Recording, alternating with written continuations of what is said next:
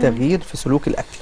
ان هو الشخص اكتسب وزن زياده نتيجه زياده في كميات الاكل، او مواعيد الاكل مش منتظمه، او نوعيات الاكل غير مظبوطه. فبالتالي ممكن يبقى الشخص بياكل كميات كبيره، فبالتالي ده له طريقه في التعامل في انقاص وزنه. في شخص تاني مواعيد اكله ملخبطه، بياكل مره او مرتين في اليوم بس، وبيحرم نفسه طول اليوم. معدلات الحرق بالنهار احسن واعلى من معدلات الحرق بالليل.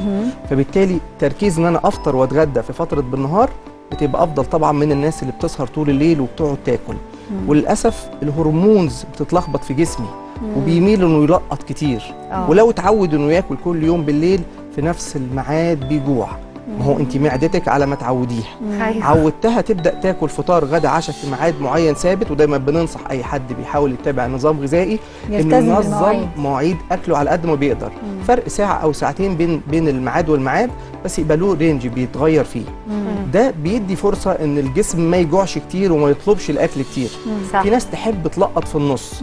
الاشخاص دول نحاول ان احنا نعودهم ان هم ما ياخدوش حتى سناك في وجبات الرجيم، لانه لو اتعود عليها هو ممكن يبدلها. النهارده كان بياكل خيار وتفاح وثمره فاكهه، بكره بقى شوكولاتايه مش عارف. عشان كده الرجيم بيبقى تفصيل على الشخص، يبدا يلقط في حاجات خاطئه. فبالتالي اعرفي سلوك الشخص، يبدا يتحدد المشكله جايه منين ونبدا نعالجها.